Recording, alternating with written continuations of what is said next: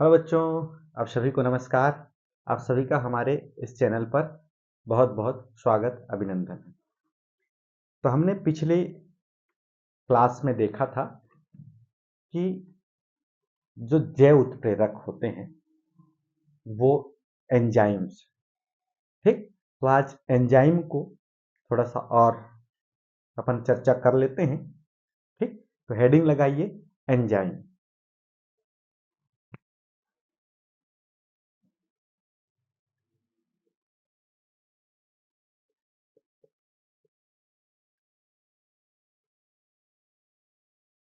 Enzyme enzyme एक प्रकार का जैविक उत्प्रेरक होता है जो रासायनिक अभिक्रिया को तेजी से और कुशलतापूर्वक पूरा करने में मदद करता है। ओके, ये प्रोटीन के रूप में होते हैं और जीवित कोशिकाओं में विभिन्न बायोकेमिकल और प्रक्रियाओं को, है ना, जैविक प्रक्रियाओं को में जो है महत्वपूर्ण भूमिका निभाते हैं। ठीक, एक शरीर के सॉरी अंदर होने वाले बायोकेमिकल जो रिएक्शंस होते हैं उनको कंप्लीट करने में महत्वपूर्ण भूमिका निभाते हैं। ओके, ठीक है। चलिए इसको अपन वन बाय वन सीखते हैं। एंजाइम्स एक प्रकार की जैविक उत्प्रेरक होता है। एंजाइम एक प्रकार के जैविक उत्प्रेरक, एंजाइम जो है एक प्रकार के जैविक उत्प्रेरक होते हैं। एंजाइम क्या होते हैं? एक प्रकार के जैविक उत्प्रेरक होते हैं। ठीक है, जो रासायनिक अभिक्रियाओं को तेजी से और कुशलता से पूरा करने में मदद करते हैं। जो रासायनिक अभिक्रियाओं को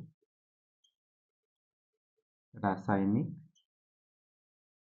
अभिक्रियाओं रासायनिक अभिक्रियाओं को तेजी से एवं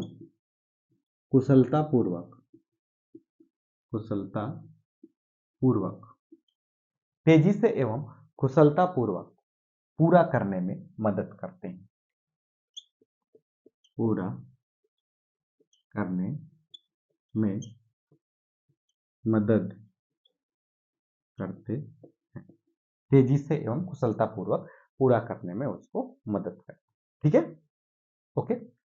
ये जो है प्रोटीन के रूप में होते हैं, है ना, वृहद प्रोटीन के अणुएं होती हैं। ओके, तो ये किस रूप में होती है? प्रोटीन के रूप में। ठीक, ये प्रोटीन के रूप में होते हैं। ये किस रूप में रहेंगे? प्रोटीन के रूप में होते हैं। प्रोटीन के रूप में होते हैं। ठीक है, यानी कि एक तरीके से देखा जाए तो एंजाइम्स प्रोटीन है ना, उच्च अणुभार वाले यौगिक। ठीक, और जीवित कोशिकाओं में विभिन्न बायोकेमिकल प्रक्रियाओं में महत्वपूर्ण भूमिका निभाते हैं। ठीक, तथा जीवित कोशिकाओं में बायोकेमिकल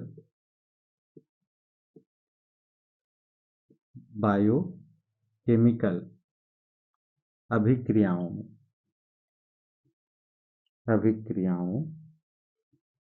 में बायोकेमिकल अभिक्रियाओं में महत्वपूर्ण भूमिका निभाते हैं। महत्वपूर्ण भूमिका निभाते महत्वपूर्ण भूमिका जो है निभाते हैं। ठीक है, एंजाइम एक प्रकार के जैविक उत्प्रेरक होते हैं जो कि रासायनिक अभिक्रियाओं को तेजी से एवं कुशलतापूर्वक पूरा करने में मदद करते हैं। ये प्रोटीन के रूप में होते हैं तथा जीवित कोशिकाओं में बायोकेमिकल अभिक्रिया में महत्वपूर्ण भूमिका निभाते हैं। ठीक, ये कौन कौन से बायोकेमिकल क्रियाएं हो सकती हैं, अभिक्रियाएं हो सकती हैं? ये विभिन्न शारीरिक अभिक्रियाएं जैसे पाचन, पाचन, ओके, ऊर्जा उत्पादन, शरीर में भोजन ग्रहण करने के पश्चात उसका पाचन होता है और शरीर को क्या मिलती है? ऊर्जा। तो ऊर्जा का उत्पादन, ऊर्जा उत्पादन, ठीक।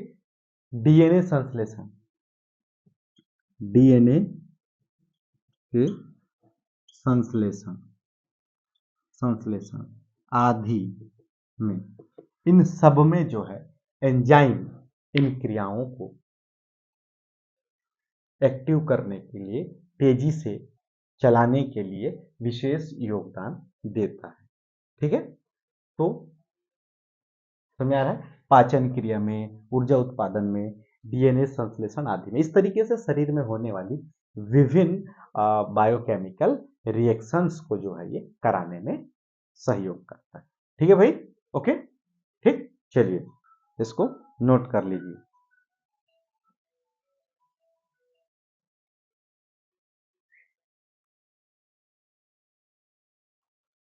ओके, नोट कर लीजिए, ठीक।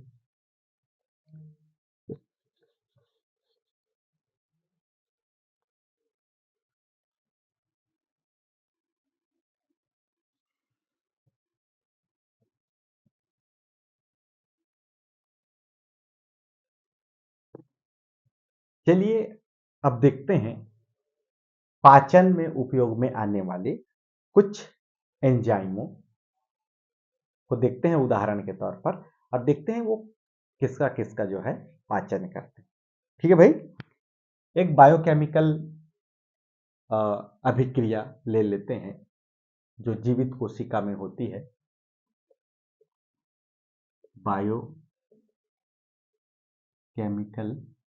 अभिक्रिया, बायोकेमिकल अभिक्रिया, प्रक्रिया, प्रक्रिया कह सकते हैं, प्रोसेस, है ना।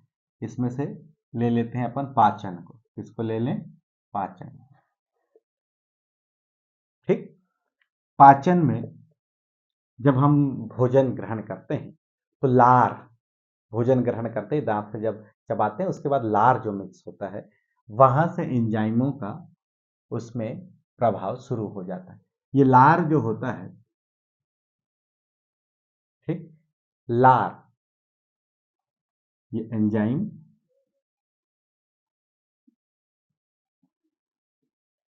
एंजाइम, और ये किसका पाचन करते हैं? वो इधर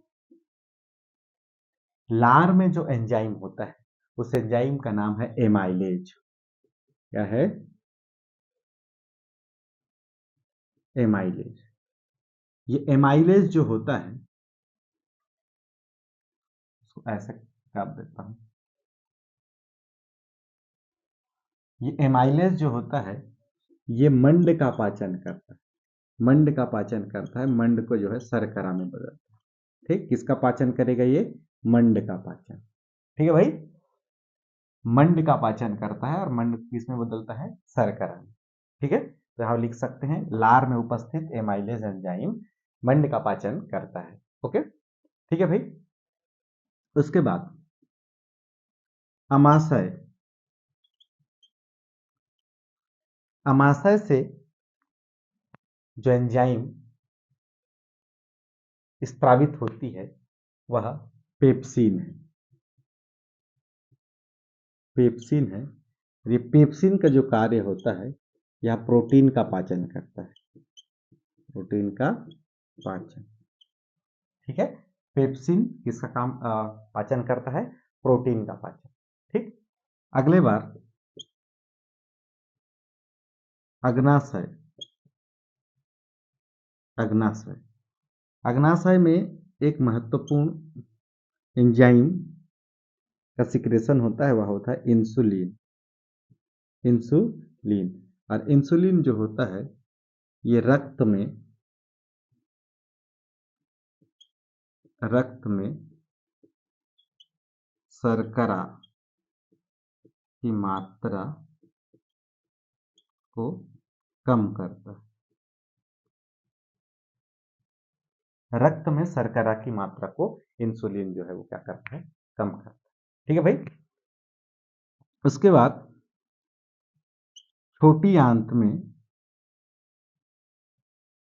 पचित भोजन जो है पचते पचते पहुंचता है, तो छोटी आंत में एंजाइम सिक्रेशन पाया जाता है जो है ट्रिप्सिन, और ट्रिप्सिन जो होता है बचे कुछ प्रोटीन का फिर यहाँ पे पाचन करता है, प्रोटीन का पाचन। ठीक। यहीं पे छोटी आंत में पाया जाता है लाइपेज। लाइपेज जो है भोजन में उपस्थित वसा का पाचन करता है, वसा का पाचन। ठीक। तो इस तरीके से बायोकेमिकल प्रक्रिया में, जैसे हमने लिया उदाहरण किसको, पाचन को लिया। पाचन, पाचन में अगर देखें तो लार में एमाइलेज पाया जाता है जो कि मंड का पाचन करता है। अमाशय में पेप्सिन स्रावित होती है जो प्रोटीन का पाचन करती है। अग्नाशय में इंसुलिन का स्त्रावण होता है जो कि इंसुलिन रक्त में शर्करा की मात्रा को कम करता है। ठीक है। छोटी आंत में ट्रिप्सिन पाया जाता है, ट्रिप्सिन जो है प्रोटीन का पाचन करता है, और वहीं लाइपेज जो है वसा का पाचन करता है। ठीक। तो ये कुछ एंजाइम हैं जो पाचन में विशेष योगदान निभाते हैं। ठीक। एंजाइम्स जो होते हैं इनके पास बहुत अधिक पावर होता है। 1 मिनट में ये 10 लाख अणुओं तक को भी पाचन करने की क्षमता रखते हैं। ठीक है। जिस ताप पर एंजाइम्स जो है अच्छे से काम करते हैं उसे इष्टतम ताप कहा जाता है, और जिस पीएच पर कोई एंजाइम अच्छे से काम करता है उसे इष्टतम पीएच कहा जाता है। ओके। ठीक है। किसी एंजाइम की सक्रियता है ना, एंजाइम की जो है जो सक्रियता होती है ना, उस पे डिपेंड करता है कि वो कितने इससे, और एंजाइम जो है बहुत सक्रिय एक्टिव होते हैं जो कि रिएक्शंस को बहुत ही एक्टिवता से गाइड करते हैं। ठीक, यानी कि प्रोसेस कंप्लीट होने में हेल्प करते हैं। ठीक है, चलिए इसको स्क्रीनशॉट ले लें।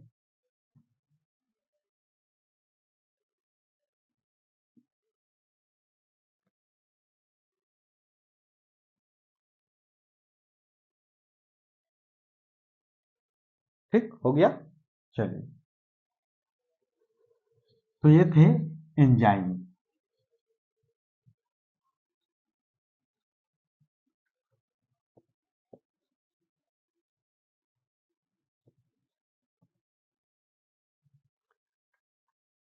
हमने देखा कि एंजाइम जीवित कोशिकाओं में किस तरीके से अलग अलग प्रोसेस को जो है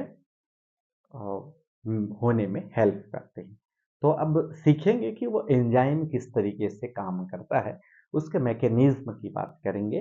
तो आइए सीखते हैं एंजाइम की क्रियाविधि।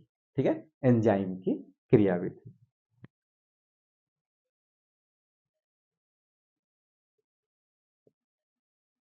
एंजाइम की क्रियाविधि।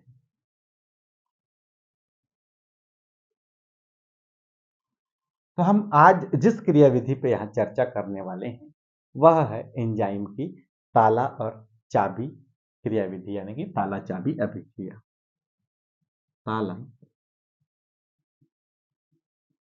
चाबी अभिक्रिया। हम देखेंगे एंजाइम की क्रियाविधि में कौन सा विधि को, ताला चाबी अभिक्रिया। ठीक।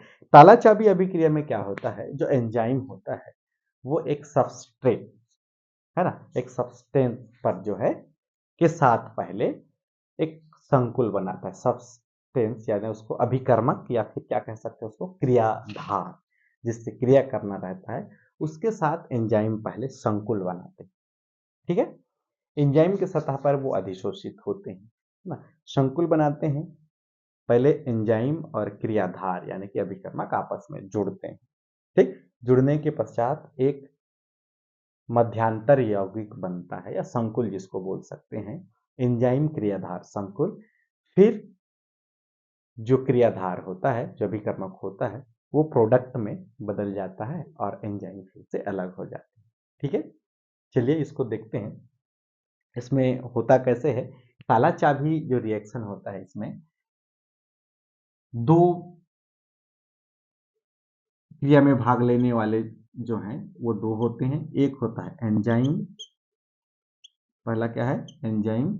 फिर ये एंजाइम चयन करता है उसी के जैसे आकृति वाला जिसके साथ वो रिएक्शन कर सके, वो एक होता है सबस्ट्रेट या अभिकर्मक, अभी सब्सटेंस या अभिकर्मक, या फिर इसको बोल सकते हैं क्रियाधार, क्रियाधार। ये दोनों आपस में पहले जुड़ जाते हैं, दोनों आपस में जुड़ते हैं और एंजाइम क्रियाधार संकुल का निर्माण करते हैं। देखो कैसे जुड़ते हैं, इस तरीके से उस खांचे में ये जो है जुड़ जाता है, ठीक है, ये इस खांचे में जुड़ जाता है, ठीक। तो ये क्या बन जाता है एंजाइम क्रियाधार संकुल, एंजाइम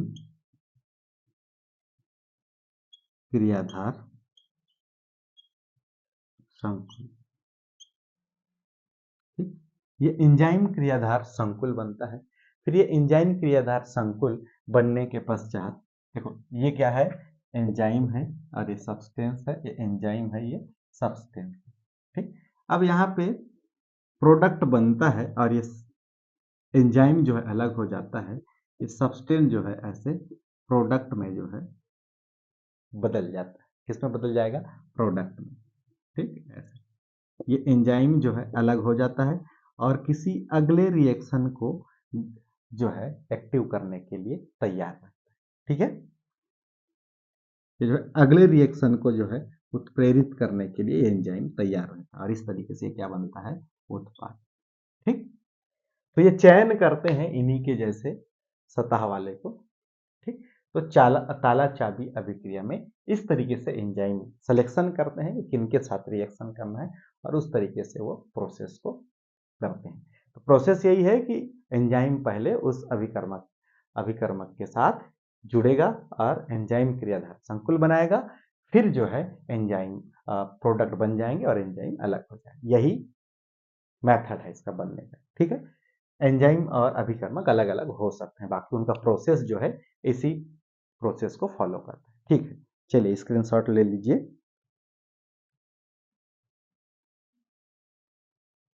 हो गया, ठीक।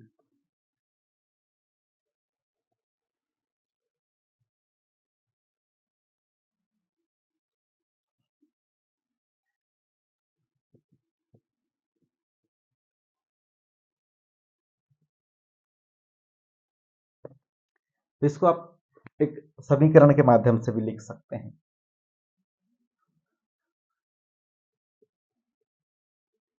समीकरण दिखा सकते हैं कैसे, एंजाइम प्लस सब्सटेंस, है ना, ये दोनों आपस में जुड़ते हैं और एक मध्यवर्ती यौगिक इस तरीके से बना लेते हैं आपस में जुड़ के, फिर यहाँ से सब्सटेंस जो है प्रोडक्ट में चेंज हो जाता है और एंजाइम जो है अलग हो जाता है, ठीक है। तो इस तरीके से क्या हो जाता है अलग हो जाता है, ओके, ठीक। चलिए इसको लिख लीजिए, हो गया, ठीक।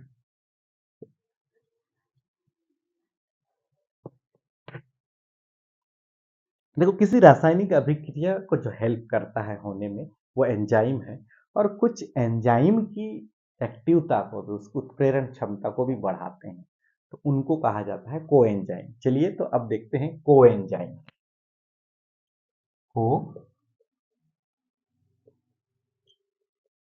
Enzyme, coenzyme. कोएंजाइम एक अप्रोटीन पदार्थ होते हैं जो स्वयं अभिक्रिया के लिए उत्प्रेरक का कार्य नहीं करते, परंतु उनकी उपस्थिति यानी कि कोएंजाइम की उपस्थिति से एंजाइम की उत्प्रेरण जो होती है वो सक्रियता बढ़ती है, उत्प्रेरण करने की जो क्षमता है उसका वृद्धि होती है, ठीक है। उनको क्या कहा जाता है कोएंजाइम, ठीक। कोएंजाइम एक अप्रोटीन पदार्थ है, को एंजाइम एक अप्रोटीन अप्रोटीन पदार्थ है। कोएंजाइम एक अप्रोटीन पदार्थ है जो स्वयं अभिक्रिया के लिए उत्प्रेरक का कार्य नहीं करता।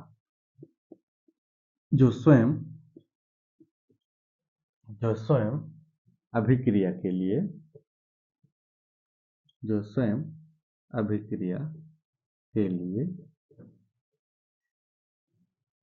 उत्प्रेरक का काम नहीं करता है। स्वयं जो है उत्प्रेरक का काम नहीं करता है, किंतु कोएंजाइम की उपस्थिति एंजाइम की उत्प्रेरण सक्रियता को बढ़ाती है। किंतु कोएंजाइम की उपस्थिति एंजाइम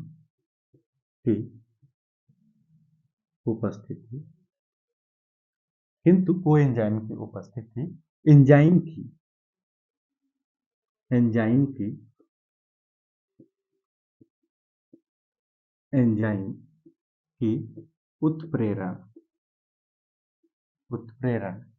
सक्रियता या उत्प्रेरण क्षमता है ना, उत्प्रेरण सक्रियता या उत्प्रेरण क्षमता को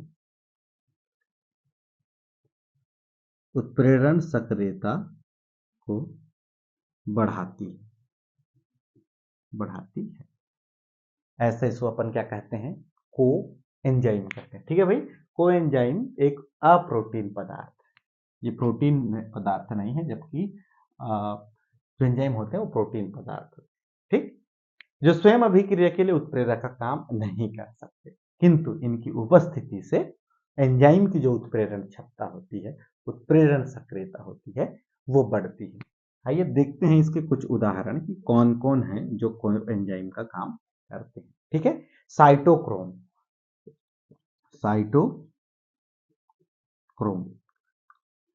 ये एक कोएंजाइम का काम करता है। वैसे ही थायमीन, कौन, साइटोक्रोम, थायमीन, पायराडाक्सिन या पिराडाक्सिन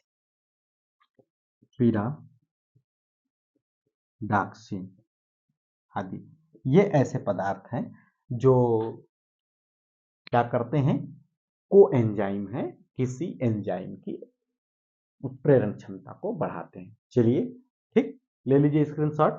ठीक, तो ये था एंजाइम की क्रियाविधि और एंजाइम की उत्प्रेरण क्षमता को बढ़ाने वाले कोएंजाइम। ठीक, तो आज का वीडियो बस इतना ही। नेक्स्ट डे एक नए वीडियो के साथ आप सबसे मुलाकात होगी। तब तक के लिए आप सभी को नमस्कार, जय हिंद।